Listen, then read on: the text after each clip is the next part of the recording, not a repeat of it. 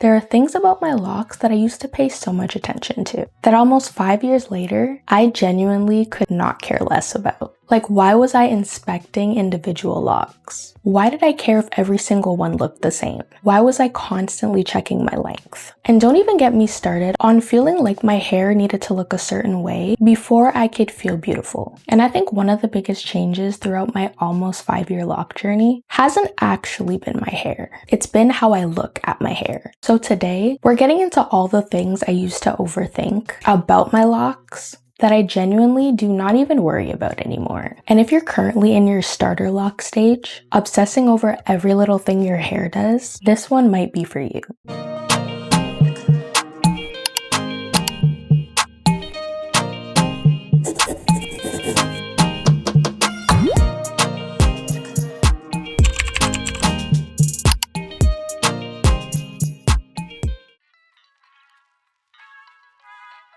Okay, let me show you something. This lock and this lock are not the same size. Earlier in my journey, I noticed those differences way more. You start looking at your locks individually like, why are you thicker than this one? Why is this one skinnier? Why does this one look like that? And now I actually really like that my locks aren't identical. Because realistically, my hair isn't identical all over my head. My density isn't necessarily the exact same everywhere. My strands aren't all identical. So why am I expecting perfectly identical locks to come out of that? Obviously, if I noticed one of my locks becoming unusually thin, or something looked like it could be damaged, that would get my attention. I'm talking about normal differences. One being a little thicker, one being a little smaller, one having a different shape. I used to see those things as imperfections. Now, that's literally one of my favorite things about locks. They're not factory made, they're mine.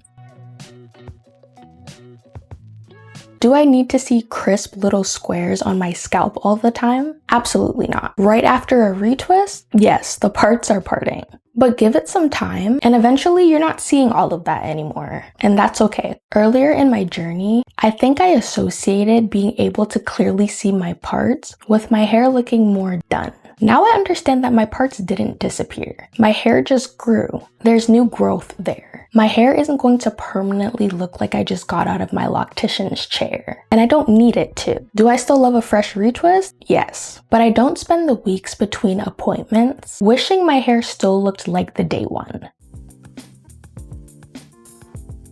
Okay, now let's talk about frizz. This is probably one of the biggest mindset shifts. Because when you first start locks, you hear so much about frizz. How do I control it? How do I get rid of it? What's the best product for frizz? And eventually I realized my hair is going to frizz. Trying to completely eliminate frizz would have me fighting my own hair every single day.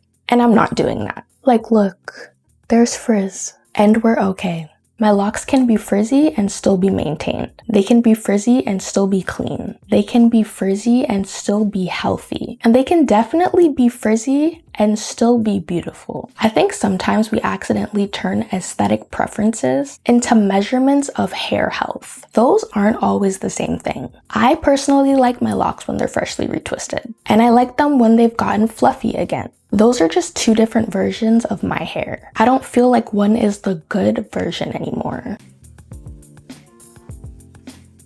This one took time, especially when my locks were shorter. I wanted length bad. I would look at pictures, compare where my locks were hitting, check if they were touching my shoulders yet, then passing my shoulders, then, okay, where are we now? And the annoying part about hair growth is that when you look at your own hair every day, it feels like nothing is happening.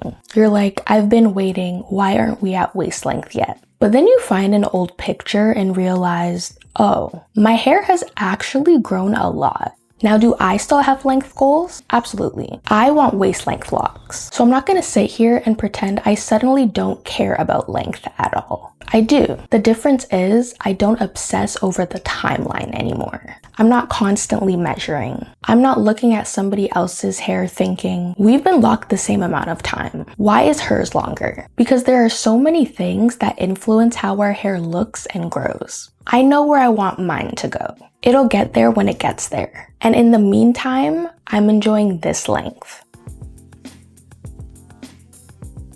And this is probably the biggest one. I care way less about whether somebody else approves of my locks. Because apparently, everybody has an opinion. Too frizzy, too much new growth. You style them too much. You shouldn't style them. You retwist too often. You don't retwist enough. Why are they different sizes? Why don't you do this? Why don't you do that? And after a while, you realize there is literally no version of your hair that everybody is going to approve of. So why am I trying? If somebody tells me they love my hair, thank you. But there's a difference between enjoying a compliment and needing approval. I don't need somebody else to think my locks look good for me to think they look good. And that took time, especially because earlier in my journey, when my locks were short, I didn't always feel as confident wearing them. Now, fresh retwist, love them. 6 weeks after a retwist, love them. Styled, love them. Frizz, still love them. We're good.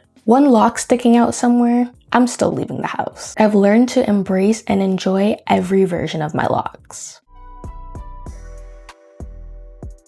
And I want to make an important distinction. When I say there are things I don't care about anymore, that doesn't mean I don't care about my locks. I absolutely do.